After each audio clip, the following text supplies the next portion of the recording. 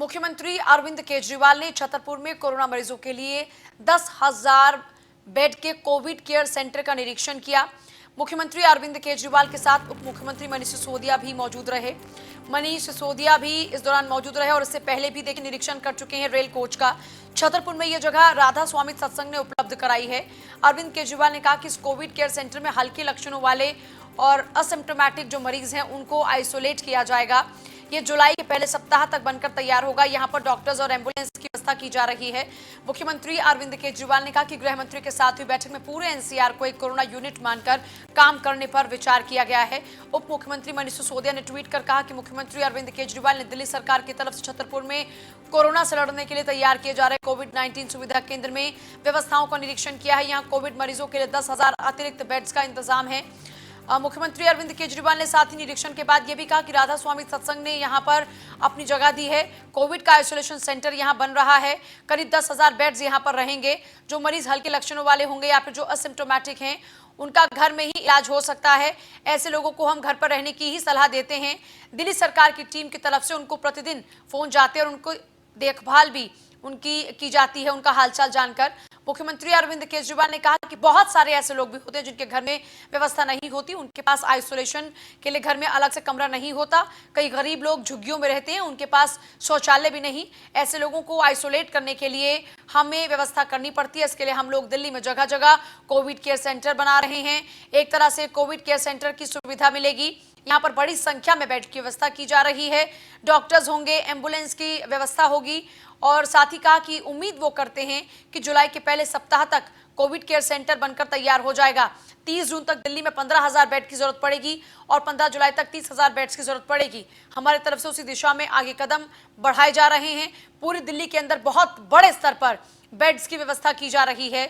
मुख्यमंत्री ने कहा कुछ होटल संचालक कोर्ट में चले गए, लेकिन हम लोग कोर्ट में केस जीत गए थे। अब होटल्स में भी हम लोग बहुत बड़े स्तर पर बेड तैयार करने जा रहे हैं। उम्मीद है 3,000 से 3,500 बेड जो होटल के अंदर रहते हैं उनकी व्यवस्था कोविड केयर के लिए की जाएगी। इसके अलावा बैंक्वेट्स हॉल के अंदर भी बेड्स की व्यवस्था की जा रही है। हम बेड्स की दिक्कत नहीं होने देंगे।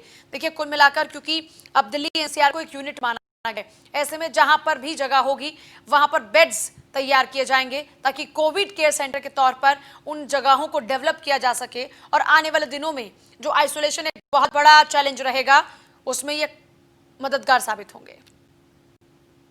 ये राधा स्वामी सत्संग ने अपना पूरा यहाँ पे स्पेस दिया है जहाँ पे कोविड का आइसोलेशन सेंटर बनाया जा रहा है और यहाँ पे लगभग 10,000 बेड्स बनाए जा सकते हैं। जो पेशेंट्स माइल्ड हैं, एसिम्प्टोमेटिक हैं, जिनको सिम्टम्स नहीं हैं अभी, उनका एक तो घर में इलाज हो सकता है। डेली बेसिस पे जो इस तरह के लोग घर में, जिनको हम कहते हैं कि आप घर में रहिए और घर में आपका हम देखभाल करेंगे, उनको फ़ोन जाते हैं दिल्ली सरकार से। लेकिन बहुत सारे ऐसे लोग होते हैं जिनके घर में व्यवस्था नहीं होती, आइसोलेशन करने की अलग से कमरा नहीं है। कई गरीब लोग हैं, झुग्गियों में रहते हैं, टॉयलेट्स नहीं हैं। तो ऐसे लोगों को फिर आइसोलेशन करने के लिए हमें व्यवस्था करनी पड़ती है, जिसके लिए हमने पूरी दिल्ली में अलग अलग जगह जगह कोविड केयर सेंटर्स बनाए हुए हैं।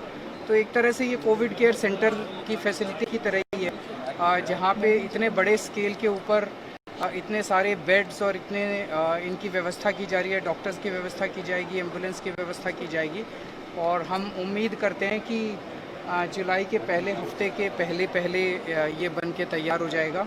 तो जैसे हमने कहा था कि 30 जून तक दिल्ली में 15,000 बेड्स की ज़रूरत पड़ेगी, 15 जुलाई तक 30,000 बेड्स की ज़रूरत पड़ेगी। तो उसी दिशा के अंदर ये कदम उठाए जा रहे हैं जब पूरी दिल्ली के अंदर बहुत बड़े स्तर पे बेड्स की व्यवस्था। सर अभी बेड्स की क्या स्थिति है अगर आगे 31 जुलाई के हिसाब से देख रहे हैं? वैसे तो बेड्स बाकी काफ़ी, जैसे होटल्स के अंदर हम वो केस जीत गए थे।